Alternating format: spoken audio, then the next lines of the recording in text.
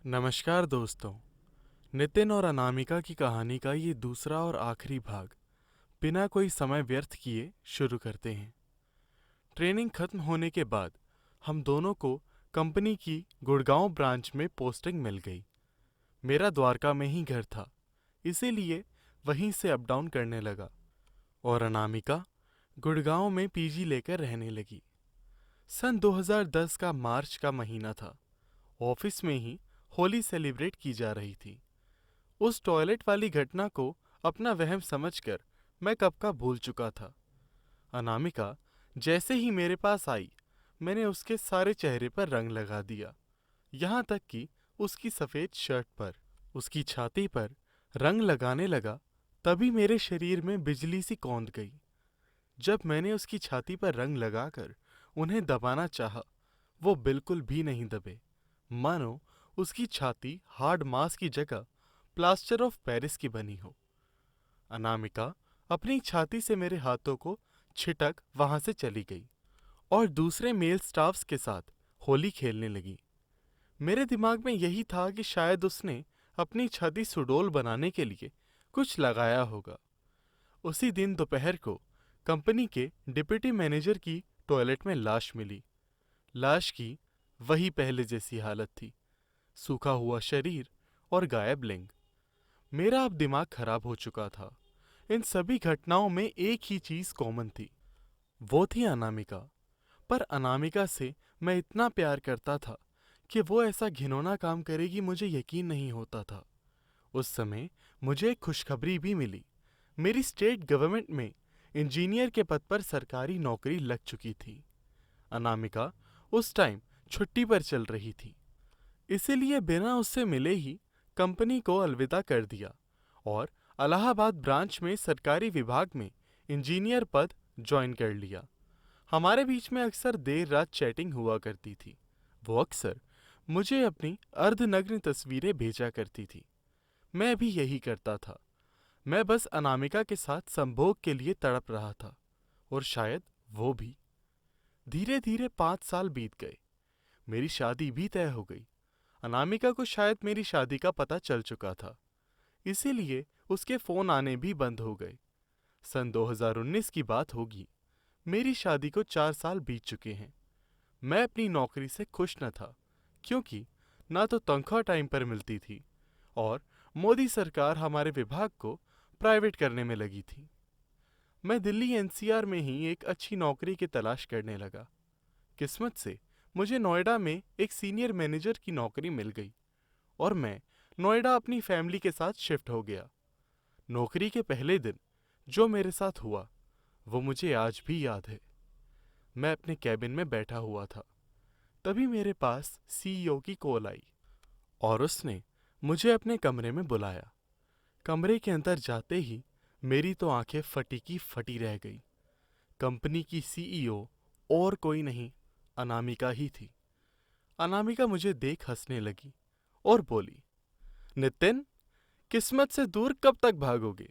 मैं तुम्हारी किस्मत हूँ, फिर से तुम्हारे सामने खड़ी हूँ। मुझे भी लगा मेरे मन की मुराद पूरी हो गई हो।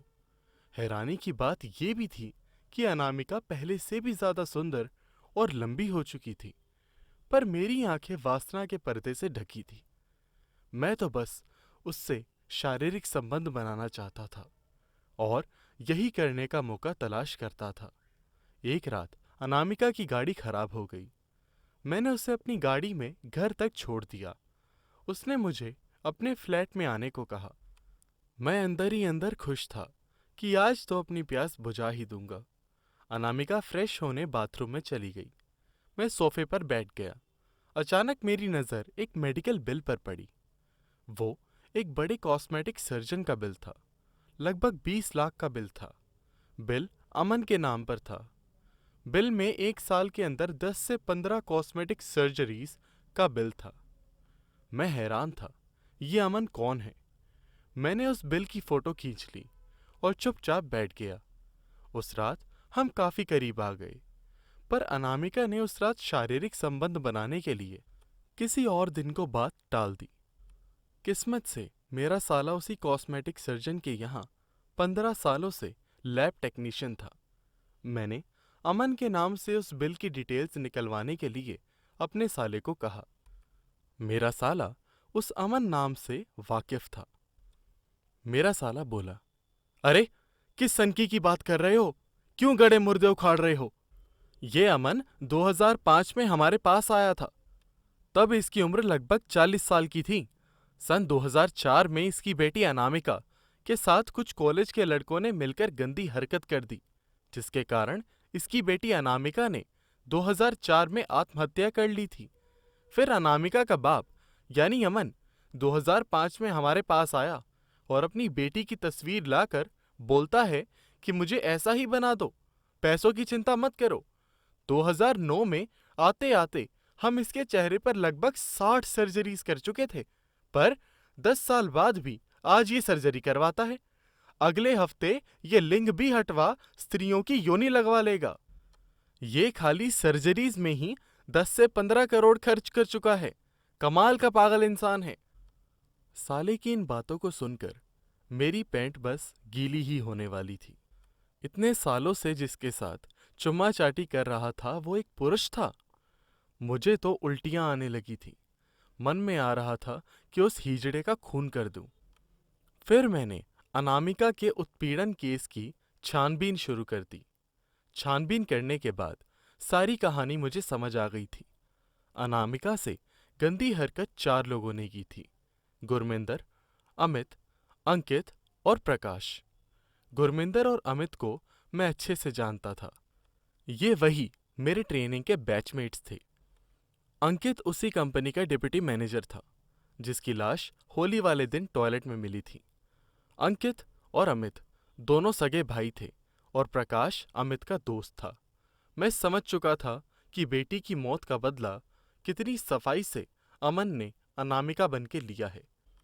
इसके अलावा इन चारों का केस लड़ने वाले वकील रामकिशन सिंह की भी पिछले साल मौत हो चुकी थी। कितनी सफाई से और कितने इत्मीनान से दुश्मनों को मौत की नींद सुलाया है, ये मेरे अंदर रोंगटे खड़े कर रहा था। तभी मेरी छानबीन में मुझे पता चला कि गुरमिंदर का सगा मामा ही उस कंपनी का मालिक है जिसमें मैं और अनामिका यानी अमन काम कर रहा है। मैंने सुना था कि गुरमिंदर के मामा ने अपने पैसों के दम पर ही अनामिका के केस को दबवा दिया था। मैं समझ चुका था कि अमन का आखिरी शिकार गुरमिंदर का मामा ही होगा, क्योंकि अमन 2 हफ्ते बाद उसी के साथ बिजनेस ट्रिप पर जाने वाला था। बिल्कुल वही हुआ। कंपनी का मालिक भी मारा गया। अगले दिन रात को मैं अमन के घर पहुंचा और बोला, हो गया तुम्हारा बदला? अमन बोला, लगता है तुम्हें सब पता लग गया है। मैंने कहा, पर तुम चिंता मत करो, मैं तुम्हारे बारे में किसी से ना कहूंगा।